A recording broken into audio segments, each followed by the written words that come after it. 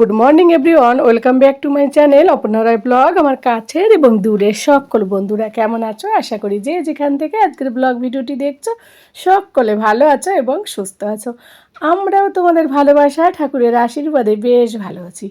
আজ ছিল হোলির আগের দিন, তাই হোলির আগের দিনের ভিডিওটা তোমাদের সঙ্গে শেয়ার করছি। তো চলো ঘুম থেকে উঠে সংসারের কাজে লেগে পড়ি। আজ তো প্রচুর ঝামেলা, কেন কি এর আগের দিন রাতের বেলা বেসিনের থেকে জল বেরোচ্ছে না, পেঁয়াজটা কেটে গেছে, তার জন্য বেসিন যেটাতে জল বেরোয় সেই পেঁয়াজ কেটে গেছে আর কি, ফ্রি হয়ে গেছে। তো ওই কারণে বালতি ভরে জল রাখতে হচ্ছে এখানটা। আর ওইদিকে বাথরুমের কাছে এক গাদা জুতোর র্যাকটা গুছিয়ে সেই জুতোগুলো রেখেছি, ওই জুতোগুলো আবার ধুতে হবে। তো এই সব নিয়ে আজকের ব্লগটা, মানে আজকের দিনটা প্রচুর বিজি আমি। চলো বন্ধুরা, কিছুটা কাজ করে তারপর ব্রেকফাস্ট করে একবারে ঘরটা গুছিয়ে ফিরে আসছি দুপুরবেলা রান্নাবান্না নিয়ে। সঙ্গে থাকো, পাশে থাকো আর দেখতে থাকো। তো বন্ধুরা, আজকে আর সেরকম কিছু রান্নাবান্না করব না। তো দেখো, চিংড়ি, ছোটো ছোটো চিংড়ি মাছ ছিল, সেই চিংড়ি মাছ দিয়ে একটু টমেটো রান্না করব, একটু টক টক। তোমাদের দাদাভাই এই গরমের দিনে না এই কাঁচা টমেটো খেতে ভীষণ পছন্দ করে। আর হচ্ছে ডাল, আর ডাল আর ডিমের অমলেট আর একটু টমেটো থাকলে ওর আর কিছুই লাগে না। তো এই যে মুসুরির ডাল এইদিকে প্রেশার কুকারে দিয়েছি, আগে থেকে সিটি দিয়ে তারপরে করেছি, কারণ কি প্রেশার কুকারে দিলে একটু জলদি হয়, গ্যাসটাও কম খরচা হয়। আর হাউস ওয়াইফ হিসেবে সব দিক দিয়েই খেয়াল রাখা উচিত, আমাদের হিসাবেরও ব্যাপার আছে, সব কিছুর ব্যাপার আছে, তাই না বলো? তো যাই হোক, আর এইদিকে বিনস কেটেছি, আলু কেটেছি, বিনস আর আলু ভাজবো, আর হচ্ছে ডাল, ডিমের অমলেট, আর হচ্ছে টমেটোর টক। এটাই হলো রান্না। তো রান্নাগুলো হয়ে গেছে কমপ্লিট, আমি আর সেইভাবে তোমাদের সবটা দেখাইনি। সব রান্না কমপ্লিট, এবার চান করতে যাব, তারপরে তোমাদের দাদাভাই এলে ওদেরকে খেতে দেবো। আর আমি আবার অন্য কিছু খাবো, আজকে ডিম খাবো ভেবেছি, ডিম আর হচ্ছে অ্যাপেল, গ্রিন টি এইসব খাওয়া হবে। ও প্রচুর ওয়েট বেড়ে যাচ্ছে আমার দিন দিন, জানো তো। তারপর তোমাদের দাদাভাই দেখো এই যে এলো, চান দান করে আর অফ ক্যামেরায় খাওয়া দাওয়া কমপ্লিট করলাম। বাবু সোনা ঠাকুর করে ওখানে বসে ওর পড়ার রুমে কি করছে। আর এই যে তোমাদের দাদাভাই এই যে জেরক্সটা আমাকে দিয়ে যাচ্ছে, আর বলছিল যে এইটা তুমি বাবুকে করাও, কেন কি এই এক্সামটা হচ্ছে আজ, ভিডিওটা পোস্ট হলো তো আজই এই এক্সামটা, জিকে এক্সাম। তো ওইটাই বাবুকে, হ্যাঁ বলছে তুমি বড় বড় স্পেলিং যেগুলো সেগুলো ওকে আরেকবার রিভিশন করাও, যাতে ওর কোনো ভুল না হয়। তো যাই হোক, তারপরে এই দেখো কি করছি। তো বন্ধুরা, চান দান কমপ্লিট, খাওয়া দাওয়া কমপ্লিট করে এসে দেখো মাথায় চিরুনি, শ্যাম্পু করেছি কিন্তু চিরুনি দিইনি, চুলটা ভিজে রয়েছে। ভিজে চুলে আমি বেশি চিরুনি দিই না, যদিও পরে দিই, একটু শুকানোর দু এক সময় দিই। তো যাই হোক, তারপর এই যে গুল্লুকে দেখো পড়াতে বসেছি, গুল্লুর এক্সাম। গুল্লু, তোমার কি এক্সাম বলো তো? GK drawing. আচ্ছা, ড্রয়িংও আছে, আমি তো ভুলেই গিয়েছি। আচ্ছা ঠিক আছে, তুমি লিখতে থাকো। আর এই যে তোমাদের দাদা ভাইয়ের এই যে একটা শার্ট, এই যে একটা শার্ট, এই দুটো শার্ট 1 বছর হয়ে গেছে। নিজের হাসি পাচ্ছে এই কারণে তোমাদের বলছি। 1 বছর বছর বয়স হয়েছে দুটো জামার, আর কি ঘরে পরা রয়েছে, সেইভাবে প্রেস করে রেখে দিয়েছে। অ্যাকচুয়ালি কি জামা দুটোর বোতাম নেই, এবার 1 বছর ধরে আমাকে প্রায় সপ্তাহে একদিন করে বলে, আমি ভুলে যাই। তো এবার সকালবেলা আমাকে বলছে দেখো আমার এই জামা দুটোর বোতাম নেই।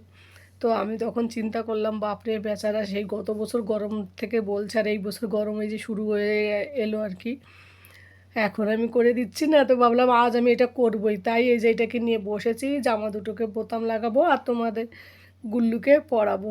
তো চলো, পাশে থাকো, সঙ্গে থাকো, দেখতে থাকো। তো বন্ধুরা, ফাইনালি সেলাই কমপ্লিট হলো। অনেক দিন পর সুই সুতো নিয়ে আজ বসলাম, আর চোখের অবস্থা তো একদম 12টা বাজিয়ে দিয়েছি। তো যাই হোক, মেশিনেরও অনেক দিন কাজ করা হয় না, 1 বছর হয়ে গেছে।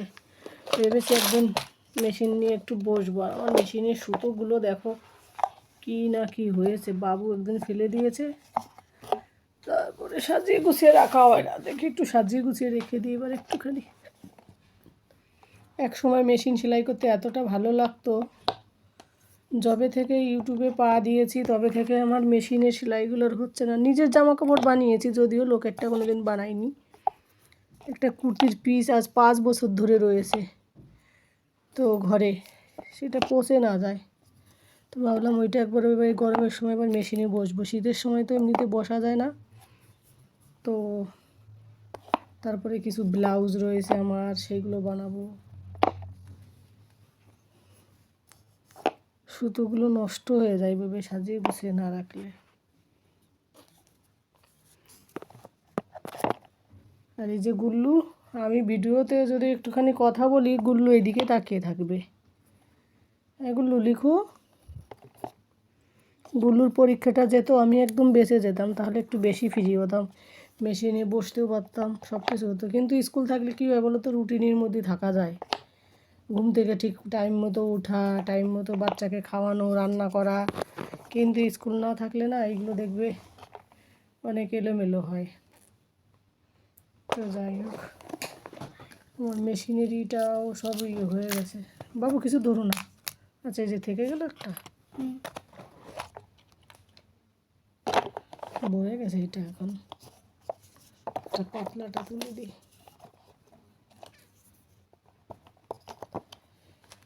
চলো তুমি লিখো, এবার আমি একটু এগুলো গুছিয়ে রেখে দিই, মেশিনের জিনিসগুলো।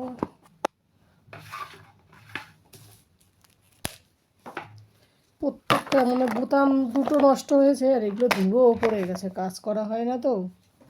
আর কি বলো তো, বোতাম এই যে উপরে এই জামাটা না পুরো প্রত্যেকটা বোতাম সেলাই করতে হয়েছে, প্রত্যেকটা আর কি সেলাই সুতো আর কি ঢিলা হয়ে গিয়েছিল আর কি। কেনা জামার এই হচ্ছে অবস্থা, বোতাম দুদিন পরেই মেশিনে দেওয়ার পরেই ঢিলা হয়ে যায়। আর সাদাটা শুধুমাত্র একটা, সাদাটা সবগুলো টাইট আছে, আগেই অনেক আগে সেলাই, ওটাও কেনা তো, ওটাও অনেক আগে সেলাই করেছিলাম একবার। আর এই জামাটার পুরো বোতামগুলো এতক্ষণ লাগলো, আমার অনেক সময় লাগলো। চলো এবার একটুখানি মাথায় চিরুনি দেবো। বাপরে, ঝুঁকে ঝুঁকে করতে করতে কষ্ট হয়ে গেছে। তো ভাবলাম বন্ধুরা, বাবা আমার মা অ্যাকচুয়ালি কী বলো তো, এইগুলো আসনে লাগাতে বলে বাবা, কিন্তু আমি আসনে এত ঠাকুর তো, তো ভাবলাম আমি এইগুলো বেডরুমে রেখে দিই। কারণ কি বেডরুমে আমার ভালো লাগে, যে যা বলে বলুক গা, আমার যেটা ভালো লাগে আমি তো সেটা করবো, তাই না? তো বেডরুমে সবসময় চোখ পড়ে যেখানটায়, যদি এখানটায় লাগে। বাবা বলে কি এখানটায় লাগবে, কই লাগছে না যে, এখানে রাখার ইচ্ছা ছিল জানো তো।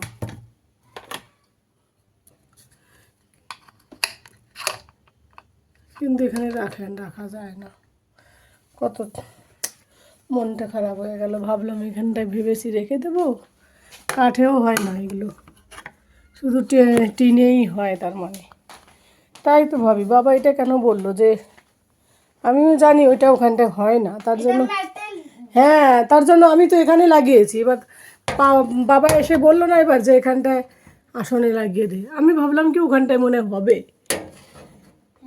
কিন্তু ওখানে তুমি তো চুম্বুক থাকে না, এগুলো টিন ছাড়া হয় না, এখানেই রাখতে হবে। এটা তো টিনই না,